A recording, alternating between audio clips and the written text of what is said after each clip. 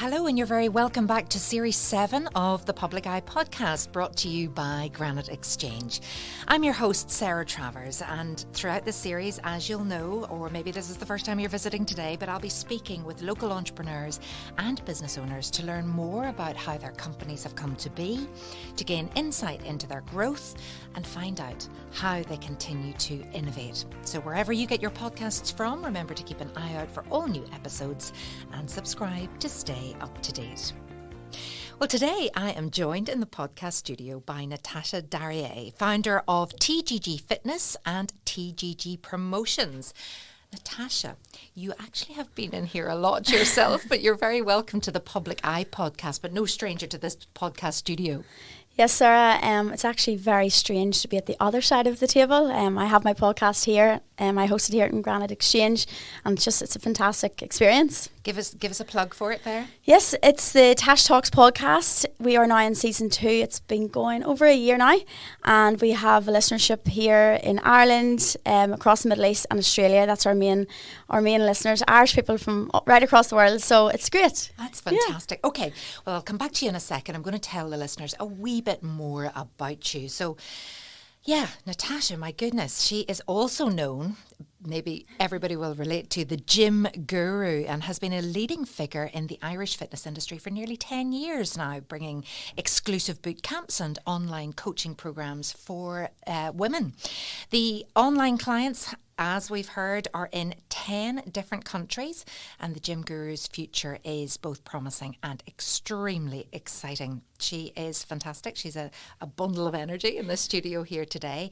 And Natasha wants to show the world that fitness can be fun, and that having a healthier lifestyle should be enjoyable and not restrictive. Some of Natasha's achievements include, well, this is incredible, performing Zumba in front of 3,000 people in the SSE Arena, Belfast. Wow. More on that in a minute. And working with Justin Bieber, Selena Gomez, David Hasselhoff, to name but a few, at the MTV EMA Awards in Belfast back in 2011. And she's also won many, many business awards. Natasha's been a passionate marketer also for the Funhouse and McComiskey and Co. Insurance Brokers for 12 years, where she has a wealth of knowledge in marketing and business development. And in February 2021, Natasha went on to launch her very own PR and marketing agency called TGG Promotions, offering a range of services to help businesses grow and level up. Oh my goodness, Natasha. And okay, we'll have to just say what just happened, because you came up the stairs and you showed me a picture on your phone from 2011 where we actually had met before, and I'd no idea. And you told me we had a photograph taken at the Friends of Children Gala Ball that was held in the Canal Court in Newry. And at that stage, you wanted to be a TV presenter. Mm-hmm. Yes, that's right, Sarah. I was actually that night celebrating my 21st birthday, and I remember it so clearly. You have been a role model of mine for many, many years, and I've always, since a young age, always wanted to be a TV presenter.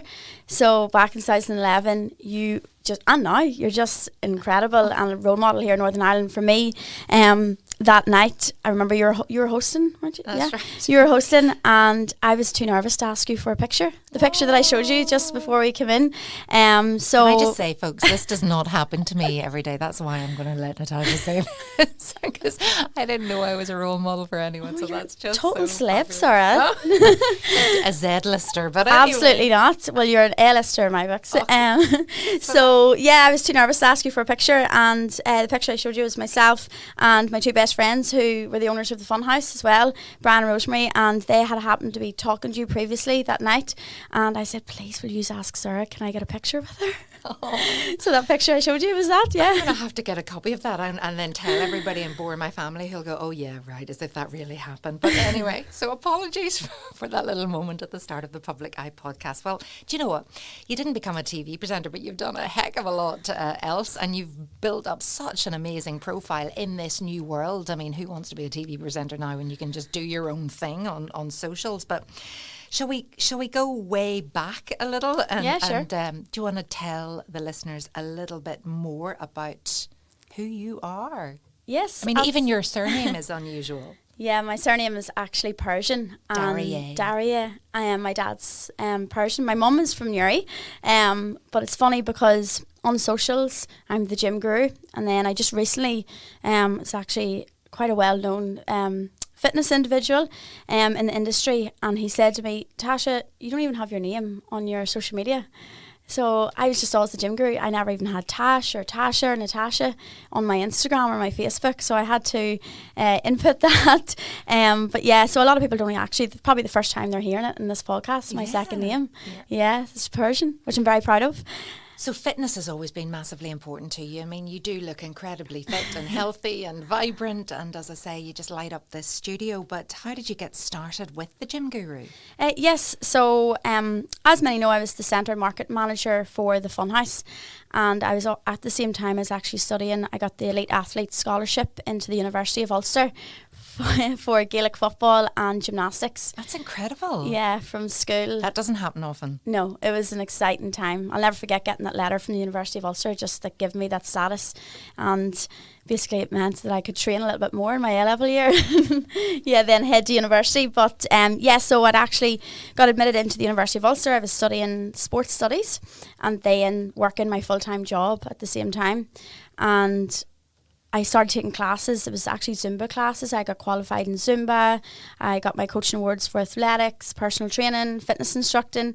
And a lot of my friends in the industry, they were going and working part-time in local gyms.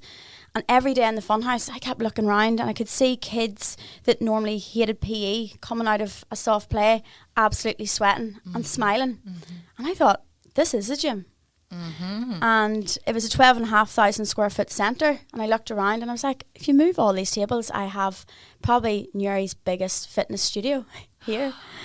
Yeah, I just had this idea one day, and I went to Brian Rosie that owned the Funhouse, and I said, I have an idea.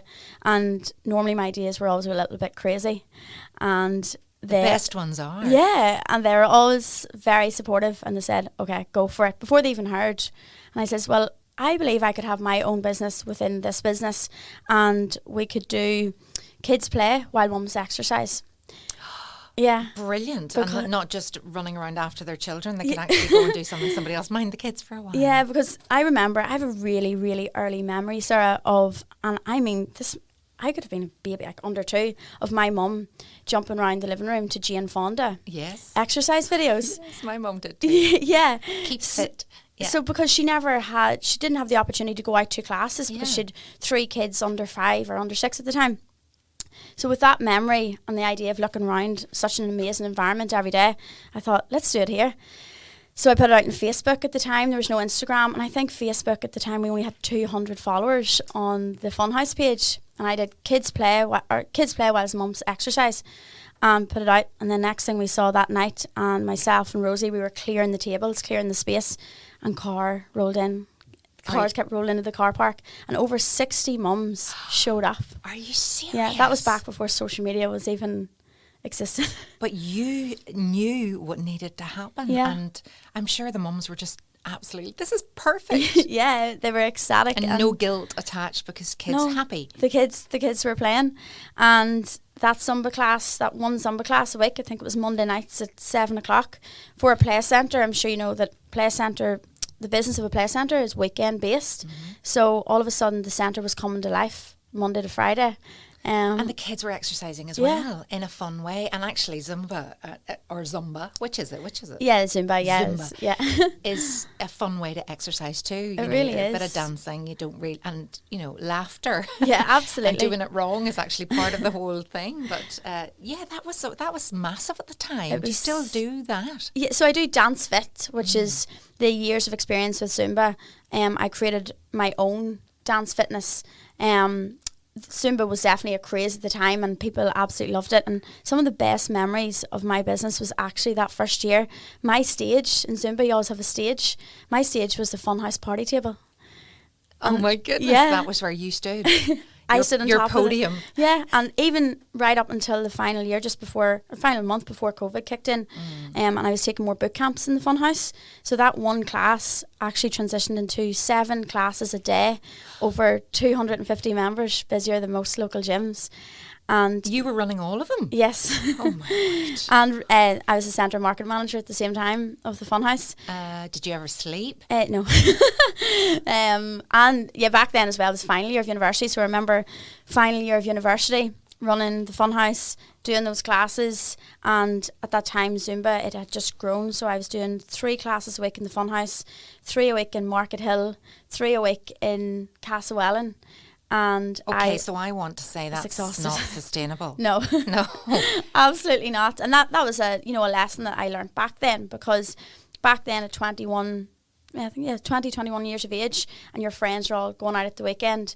By the time the weekend came, there's a picture of me. All my friends used to get a bus to Sense nightclub or down to Wrights in Dublin, and there's actually a picture of me at that time sleeping in the nightclub, like just in a wee corner, and it wasn't with alcohol. No. It was with pure exhaustion. And I remember looking at that picture and my friends all slagging me, and I thought, something, has to stop. I have to balance it out here.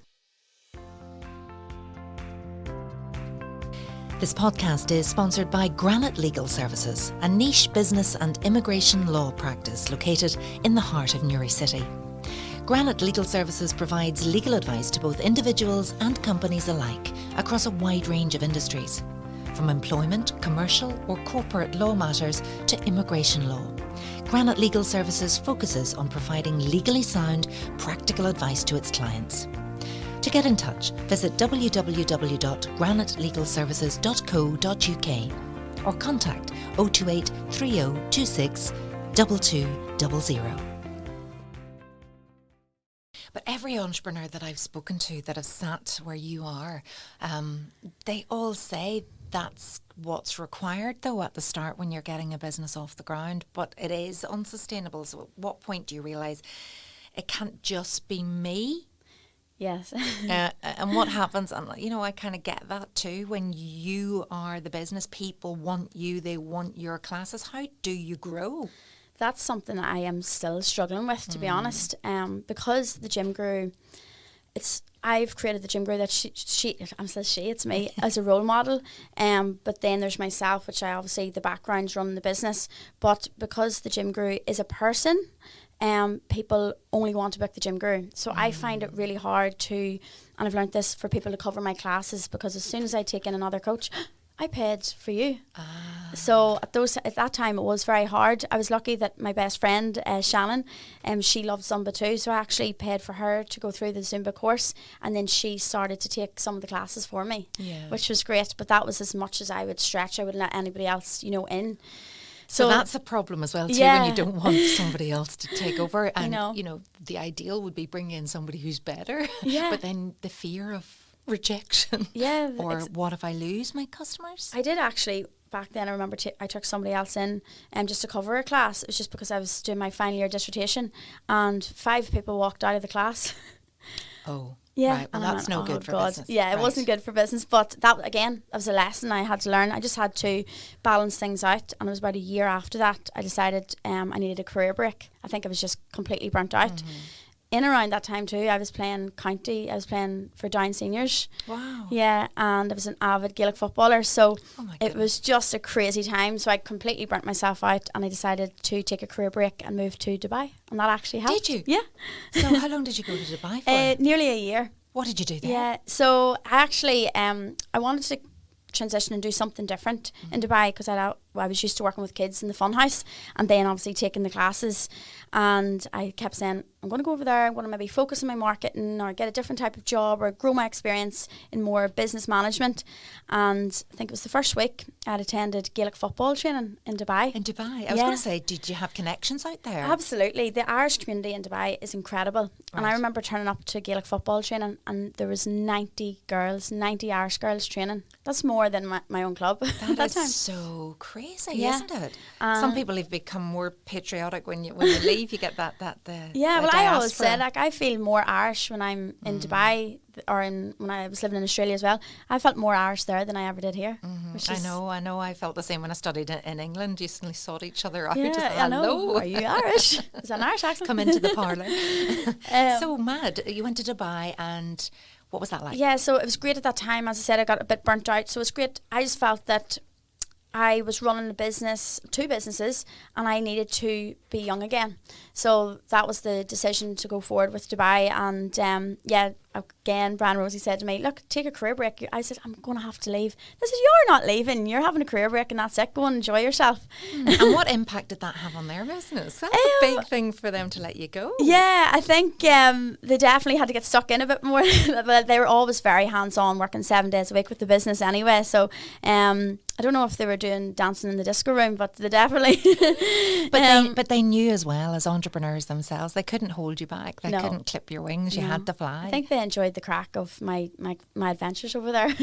And were there several? Adventures. It was fantastic. You know, such a fantastic experience. And as I was saying, the first week I ended up going to Gaelic football training, and we were running around the pitch, and a girl beside me from Kilkenny, she's like, hey, what are you up to? What are you going to work as out here?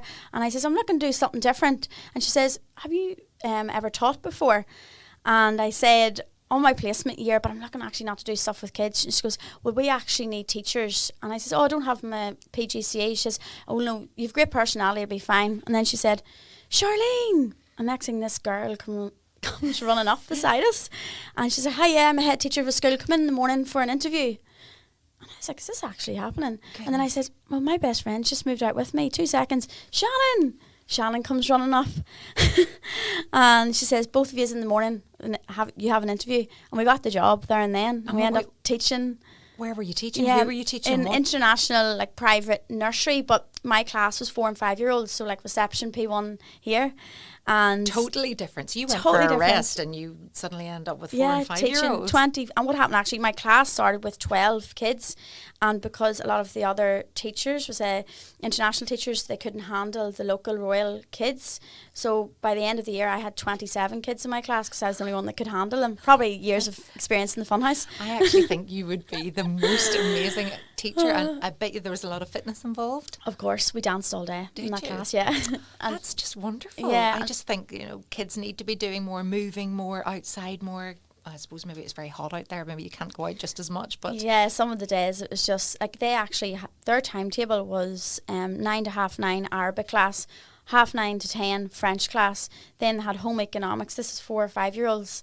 Home economics class, business class. It was just crazy. Yeah, for 4 and 5 year olds. Yeah, it was just their timetables. So I used to finish work at 2:30, and then I used to PT from 3:30 to 9 o'clock every night. So hold on a minute. Let's rewind. You said you were going for a break. It didn't happen. Right. No. I don't think you would know how to rest. No. Do you know, I enjoyed every minute. And because of that experience, I actually I PT'd some of the royal family. Did you? Yeah, I took boot camps on the beach for all the Dubai Celts, which are the Irish football teams. And that was definitely such a pivotal moment, because what I realised taking the boot camps on the beach was that back here in this area at that time, it was all transformation camps. Get shredded in 6 weeks, get shredded in 12 weeks. And I could see this trend happening here in this area. And I just thought, how is a mum of 2, 3, 4, 5 kids going to do an extreme calorie deficit, prepare meals at 12 o'clock at night when she's just cooked 2 or 3 meals? I could just see this trend happening. It was actually annoying me over in Dubai, and I thought, you know what, what I'm doing here, fun boot camps, I'm going to take it back with me. No one was doing it here. And good that for idea, you, for all the mummies out there under that terrible pressure to kind of ditch the weight and always feel like you're failing. You were giving them something that was achievable and absolutely fun. Yeah, I could just see this. A lot of gyms here locally, gyms and PTs, and they were pushing this, and on that's people. Fine for certain people, but the majority, we want the six pack, but yeah, it's not sustainable and it's not healthy. And I could see, and I post a lot of before and after pictures now, and a lot of my before and after pictures are mums, or mums going through postpartum, or the young student that hasn't got time to prepare her meals, and back then these before and afters it wasn't nice to see. I knew that it was going to create, mental health problems too, and I thought, get back home. There was with that idea, and I could see amazing business owners here in Uri, like the likes of the late Brian Conlon. First Derivatives was going through the roof. Yourself, I could see all this happening on Facebook and all these amazing role models, and I thought, I need to get back to Uri. And that's, So you came back, and what happened next? Came back back into the funhouse, and we'd actually launched an events company as well. we were going out, and we had this idea of doing, like, taking the funhouse on the road. Yeah, and so Whose idea was this? Well, okay, it was first off was mine. Actually said what happened was recession was kicking in, so we noticed a trend that we weren't getting school trips to the funhouse. So I said to Brian, I said, people aren't coming to us. Let's go to them. Oh, I love it. Yeah, and he was like, I don't know if it'll work. So I went behind his back and I emailed all the schools, and within 1 week we had our first booking. It was Ballynahinch, the Assumption, and said, hi, yeah, fantastic idea, come to our school, do Zumba and laser tag. And within 3-4 months we had something like 12 contracts. One of them was Titanic Belfast City Council. So like, a young age, I was sitting in a boardroom in Titanic selling this idea, and it was a really good transition to come back to after Dubai. That was incredible. So what year is this now? Where are we up to? I was 25 then, so it was 2015. Right, okay. So I'm just wanting to also ask you about, so before that then, performing Zumba in front of 300 people in the SSE arena, how the heck did that happen or come about? Yes, so back in the Zumba days, there's a really fantastic community here in Northern Ireland of Zumba instructors, and thousands of people were doing Zumba. It was something different here. Do you know, no one had ever seen something like an exercise activity like this before.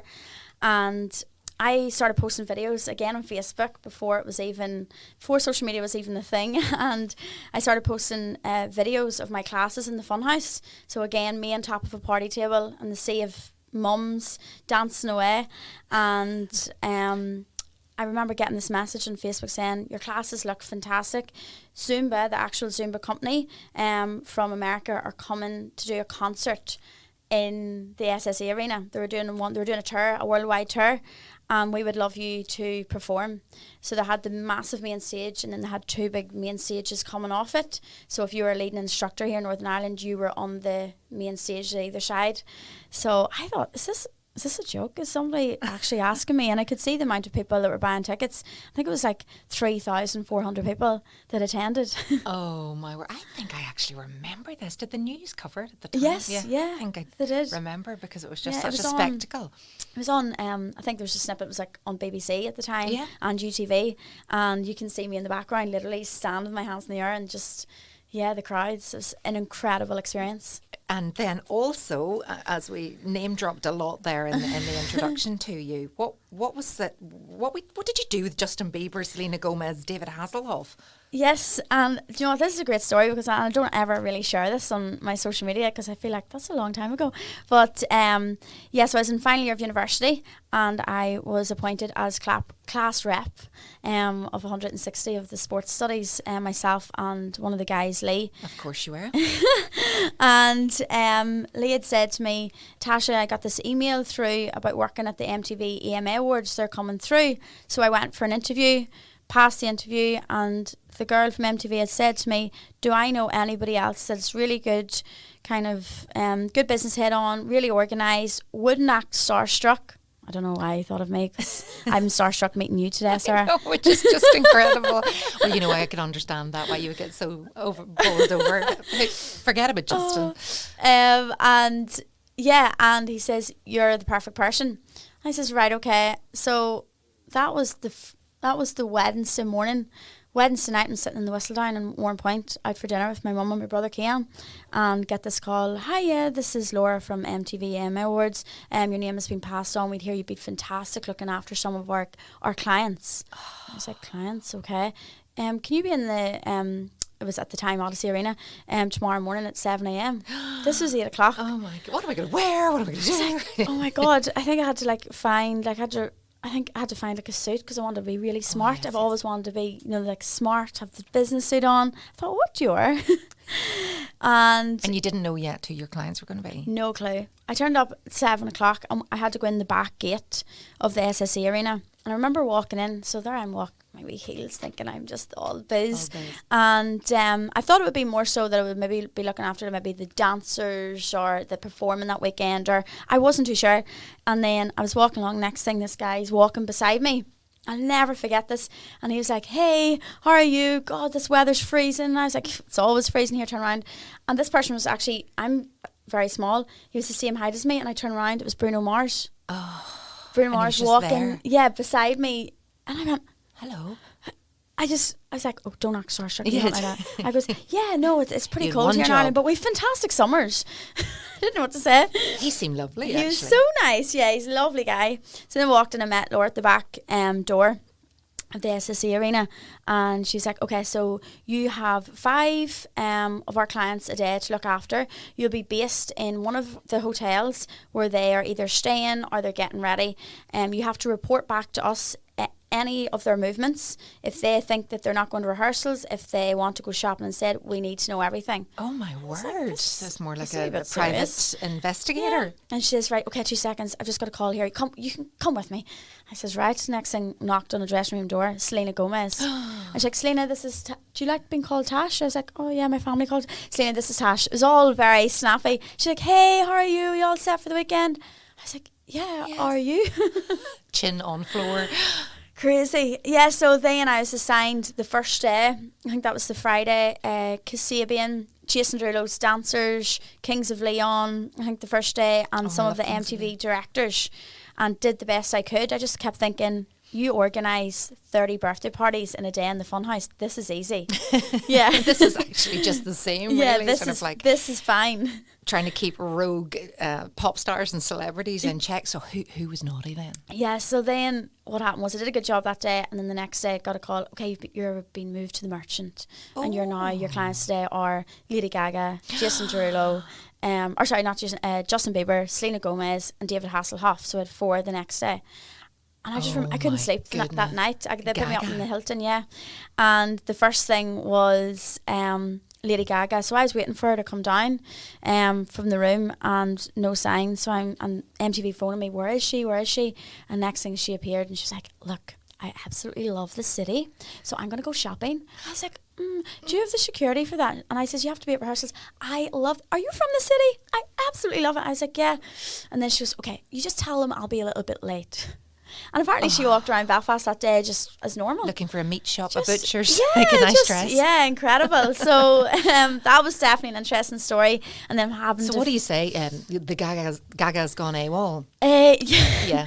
I had to phone MTV, and I was like, look, she's just running late. What do you mean she's running late? You get her at rehearsals right now. She had already left.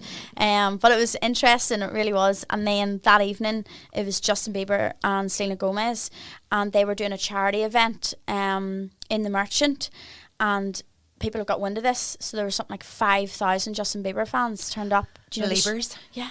Do you know the street, just across from the Merchant where Two Taps is? Yes, Yeah. yes. So it was if you imagine 5,000 people right in front of the Merchant.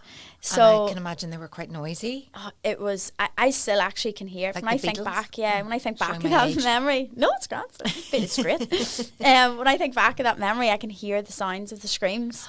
And they sent a car for me because I was in the Hilton for an hour, and then they sent a car for me, and I remember turning round the corner at the top of the Merchant, and basically every car, the fans thought it was Justin Bieber or somebody famous. So the car, and next thing I could just hear the screams. I was like, oh God, like I know everyone knows me in Uri for the funhouse, but really like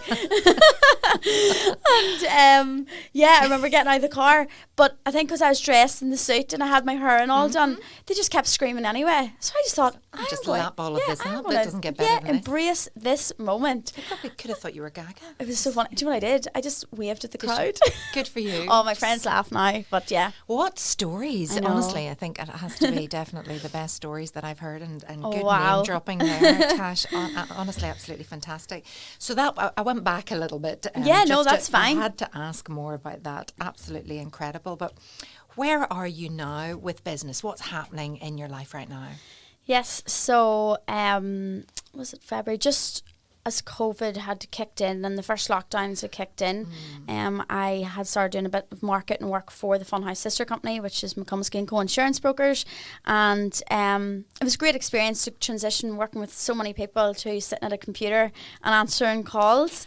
Very strange for you, I would imagine. It was very strange, but I kept trying to prove a point that I'd be good at this. But when I look back now, I was probably the worst person ever, because the girls up in Drummondty laugh at me. I would rather do cartwheels around the office than sit and and Chained answer to a phones. desk, it's Yeah, not you. no. No. And You need one of those treadmill desks. yeah, I think I could do. Yeah, and yeah, so I was answering calls right through lockdown, and I used to have an online program which was about 100, I think it was £150, and I did it for £100 a month for 4 weeks. Whereas a lot of online coaches there for 4 weeks, they charge £500-600. So even at that, I was like, I can't charge people this. And I had researched so many different online programs, and I was like, these aren't good. Are they not? No. Because so many people were doing this. Yes. And making and I an mean, awful lot of money. £1,000. Some of the programs were £1,000. I was like, these are not good. I actually paid actually paid money to go in and see, not to go in and see, it wasn't me being nosy at competitors. Market research. It's okay. Market research. But so I started off and I thought, right, global pandemic's kicked in. People are losing their jobs. I'm going to take that £100 package that I had down to £20 a month to really help people here, and I could see £20 a month, that's not much really. You know, I know it was really affordable. Hitting, without feeling guilty. In the middle, it was the very first lockdown. Yeah. And I wanted it to be affordable, and I wanted, as a coach, to be approachable as well through a tough time. And I remember I could see so many local and international coaches doing the live workouts on Instagram. And I thought, right, well, I'll do that for a few weeks, but I don't want to devalue what I do. And I could see all online coaches doing this.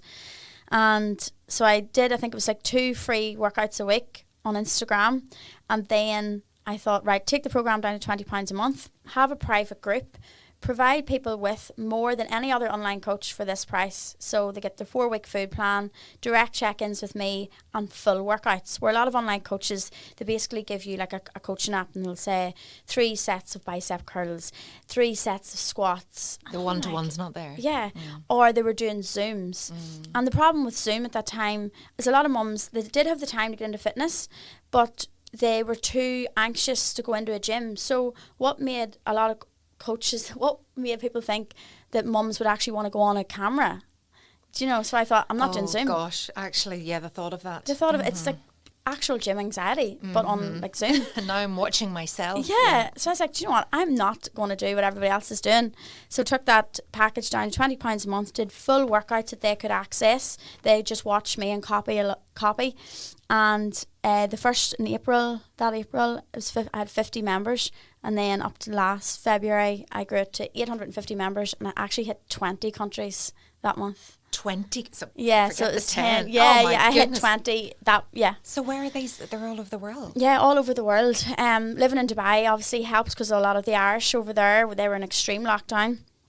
We're on it. Then I had travelled to Australia as well previously, and so I had a lot of girls in Australia doing it. And then I was getting people, it was a lot of Irish. I had people from like living in Hong Kong, like Spain, America, and I was like, is this actually? And I was checking the stats. It was insane. So yeah, 20 countries, 850 members. Is this model going to stay now? Is this here to stay, do you think? Yes. Well, what I try and do is I try and refresh it every month. So it's a new plan, it's new workouts. Kyle here, who's filming, he's my videographer. So we've got a camera filming us. Yeah. We like yesterday, for example, me and Kyle were in the studio filming 3 new workouts every week, where a lot of coaches don't. They'll just use the same ones. So if I can keep it fresh, now saying that, I'm never going to have the numbers that you'd have in a lockdown, but I've kept maybe at least 400 or 500 members every month, more than any online coach, because I'm keeping it fresh for people, and I want that one-to-one, that person. Even though I have a big group, I have check-ins every Monday, so I might have 500 check-ins on a Monday, and I answer every single one. Wow. Yeah. So again, as with an awful lot of people, COVID happened. Oh my God, what are we going to do? Pivot. Oh, this is actually quite good. But being flexible and kind of, some people will want face-to-face again. Some people will want to be back in the gym again. Can you balance both? Yeah, that's actually what I'm doing now. So my main business is still the online, but I'm actually back to coaching. And honestly, Sarah, I probably don't have to go back on the gym floor and coach. So I take boot camps. Now I just take 2 Tuesday and Thursday. Whereas before COVID, I used to do 3 in the morning, 3 in the evening, 4 or 5 days a week. Now I just do Tuesday, Thursdays. And this is for the clients that I've had for years. I do it for them. Do I have to do it? No, but I believe as a business owner, you should always have a little bit of your roots still there, because especially in the fitness industry, and a lot of people forget this, you're always learning. Like I'm called the gym guru, but recently 2.5 years ago, I started CrossFit, and I'm by no means a guru at that. You know, there's so much to learn in the fitness industry that you should always keep your roots, and that's why I'm kind of going back now, just taking a couple of boot camps a week just to keep things fresh in my mind, and because I love people.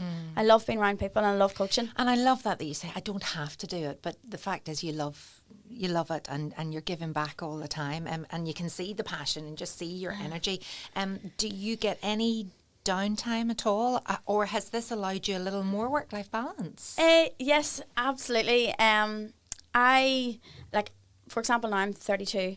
A lot of my friends are married and settled down, and I look at them and I wish that was me, and they say they look at me and they wish that they were me. Like, I'm flying. I have a business visa for Dubai now because I was getting a lot of requests for schools to go in and do mental wellbeing speeches and guest coaching sessions in Dubai. So my friends see me flying off to Dubai 3-4 times a year, but I'm actually like working when I go over. Of course I do party as well, but that as soon as I basically leave this area, I try and pencil. I'm always working, but pencil in downtime too. I just find here sometimes it's hard to relax and switch off. So that's why, for example, I have 3 meetings in London on Friday morning, which is exciting, but then I've penciled in that I'm taking this weekend off. Like, no, don't create any content, don't. I have to. I'm like, I have to force myself now.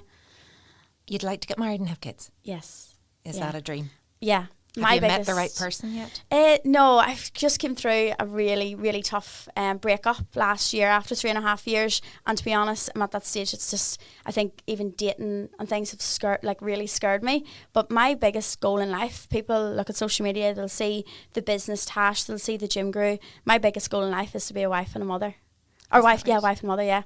Well, that's all I want. Given that you're helping so many other wives and mothers out there try to feel better about themselves, you know, they're your target audience. So maybe one day, even if you become one of them as well, yeah, I hope so. You'll even be more of a role model. It's the strangest time because for me, like even dating now, everything is online. Do you know, like, where I'm a very much a people's person. Back 10 years ago, somebody will say, you'll have a Nokia 3310. Oh, what's your number? And they'll phone you and ask you out. Now, that's non-existent. Back in my day, we didn't have mobile phones. It's great. you said, would we go for a date? You'd meet at a cinema, and if they didn't turn up, they didn't turn up. That was just You're ghosted. I'm over it now. Yeah, are you? I would love that, but it's just non-existent now. And like, dating apps for me is really hard because, so say if I'm on a dating app, and the first thing they ask for is, oh, what's your Instagram? What's your picture like? Yeah, what's your picture? What's your Instagram? And it goes 2 ways for me. So that's why I delete all dating apps. And I'm actually find it really hard because they'll go 2 ways. They'll go on my Instagram. Oh, look at your body. Oh, you're really fit. Oh, give me a fitness session. And then, or it's, oh, she's too much. Oh, I can't have a business person. Oh, I can't have somebody in social media. She'll be too high maintenance. And then you don't hear. Right, okay, so the jealousy thing. It's intimidating. Oh, intimidating. So it goes 2 ways for me. So I have no luck whatsoever. Oh, for goodness sake. But yes, it's very changed times. And you've one final thought even to talk about now is that whole focus on image. And what's coming across to me now is, yes, you know, you look gorgeous, absolutely, but that's not the be all and end all. It's more about being fit and healthy and happy. And maybe there's people listening, myself included, you know, what advice would you give to someone who wants to start maybe a journey to either drop a few pounds or get fitter or just feel better? But it's not always about your looks, is it? No, absolutely not. And we actually we created a bit of content yesterday where I give 3 ways that you can lose weight, 3 unusual ways. And number 1, if anybody's listening and you want to lose weight, find something that you enjoy. Just like training wise, just because your neighbour next door, Sally, is doing curves or Karen down the road is doing this shredded program or whoever is running marathons, that doesn't mean that's for you. And that's where we're pressurised so much in this industry and our society that we have to do what our friends are doing or our neighbours are doing to lose weight. Find something you enjoy. You might be the woman, like the lady out there that, for example, you're carrying a lot of weight and you're really self-conscious about it. just even try walking. If you enjoy walking your dog, just enjoy enjoy walking your dog a little bit more. Find an exercise or training method that you enjoy. And it's a lot of PTs, they'll immediately say, weight training, calorie deficit. I've heard it all before. There's an awful lot of body shaming as well that goes on. Yeah. And when you look at the social media world and you talked about the before and after, so it's always like, we have to see what you did. That actually is my idea of hell. Yeah. If I had to stand there in my brand knickers I know. and have photographs taken either before or after. Is that really important on the journey? The reason why I do post before and afters, but my before and afters I keep anonymous. So 99% of my before and afters, I say, I don't have to share your name. That before and after is your achievement. It's not for me to get more followers. So that's why I keep most anonymous. Are people nervous at the start when they get that before? Yeah, they don't have to. I give them the option. But the reason why I say before and after is because there's 3 ways to measure your success. When you're doing a weight loss program, is number 1 is everyone picks it is the scales, and I absolutely hate the scales. I don't have scales. Good. I'm delighted to hear that because it's. I do the genes test. Yeah, yeah, I love the genes test. Yeah, how they feeling? Good. But so many women focus on the scales, and what I try and say is, like, for example, our bodies as females, in the luteal phase of our menstrual cycle, our insulin level rises, so our body naturally craves sugar, like, to the max. So we initially, number 1, in that phase of our menstrual cycle, we put on 2 to 3 pounds just because of the cravings. Plus then, because our body's in that phase of the cycle, we have more water retention and more sodium retention. So automatically you're going to weigh more on the scales. Oh, right, and that's every month. Yes, most months. Listen, so that's ladies. Why yeah, so that's why I hate the scales, because it's not a true justification of your hard work. So that's why I say take a before and after. Like, my clients don't have to. I have probably about 500 before and afters that I don't share. I've never shared because they're saying, look, I don't want myself on social media, as you said, on. And I said, that's 100% fine. So there's about 500 pictures there that I could probably use for business, and I never do because I respect that people don't want that. But those ladies, they've seen on a picture how their hard work, they've seen how they've lost weight without using the scales. So I always say, if you're measuring, folks, number 1, take a before and after, keep it yourself. You don't have to give it to your PT or coach. If your PT or coach asks for it, tell them where to go. I suppose if you're feeling you look good, and yeah, and then for a lot of people it's that, well, then I've achieved that goal, but how do I keep the weight off? Yeah, how do you sustain it? Yeah. My program, I've tried to make it a lifestyle. That is that you can enjoy. For example, you can enjoy your weekend. Enjoy, for example, the recipes. A lot of coaches out there will say, have your boiled chicken and your spinach and do that for 5 days and snack on this and snack, on really high protein snacks. My recipes, for example, local favourite here is like a Friar Tuck's chicken supreme or a country fried chicken supreme. So I absolutely love cooking. So I've created that exact takeaway recipe, and in a way that's half the calories. So if you order chicken supreme I'll not say Friar Tuck's, KFC, whatever, because I love them too. Of course. Yeah. If you order that, that's that portion alone is over 1,000 calories. But my version of it tastes exact same, if not better, I have to say, for 550. Oh my word. So that's... And you have your own TGG handbook that people can... Yeah. So do you have to sign up to the programme to get this, or what should people do if they're interested? Yeah, so sign up. You can sign up on the website, and I have the ebook. I have an ebook. It's only £5, and it has all the recipes. It was actually £12, and again, because of the pandemic, I took that price down to £5, and it has maybe over 40 recipes in it that they can avail of. Or if you're a member, you get them all included. So it's amazing. You have come, you're still so young as well, and you've achieved so much, and you're just reinventing all the time, but you're staying true to the initial fitness, feel good, be happy, move more. And the TV presenter kind of has happened too, because you're doing your videos all the time. You've got your TGG promotions as well. So do you feel it's all come together at this point? Yes. I always say, people ask me now, oh, you're flying. Like, somebody said to me the other day, Jesus, you're printing fivers. And I says, no, I'm printing tenors. I'm joking. No, I'm joking. I say that as a joke. And I says, yes. And this was at 5:30 in the morning, standing in the gym. And I said, no, I'm printing tenors. But look, I'm standing here at 5:30, and I'll be standing here at 8:30 tonight. Yeah. Just as, and what I try and say is, consistent. People say now, oh, it's all coming together. Oh, you've really got lucky now. No, I have worked for the last 10, 11 years, some days 16, 17 hours a day. It takes hard work, and there's times I'm like a couple of weeks ago, for example, I had, I think, a crazy VAT bill, and I was like, what is this? Oh, I know. What is this? And then I went back to Brian Rosie and says, can I have my job back? As a joke, you know. So it's definitely, you go through the tough times in business, and it all does. There's a time where something just switch goes, and it does all come together. But it's years of hard work, and it's consistent habits every day. Like, for example, in the mornings, before 10 o'clock, I have posted in every social media platform, because that's what grows my business. That's how I engage with my customers. Every morning, Monday to Friday, I will not leave my house until So that's the first job to be done. Yeah. And if you do these habits every single day for a few years, your business will start to grow. We always ask the guests at the end what advice you would give. So I'm just asking you to sum it up now. What advice would you give to people who have a business idea but have no idea where to begin, or are unsure as to whether it's a risk worth taking? I think I know what you're going to say. Just, this is quite cringy, but just go for it. Just have no fear. Just basically in an area that scares you the most, jump into that area. If you have a fear zone, if your fear is taking a risk and starting your own business, or you have an idea, if that's the thing in life that scares you, that's what you go with. You jump into that zone, because the moment that you jump into that fear zone is the moment that your life can change forever.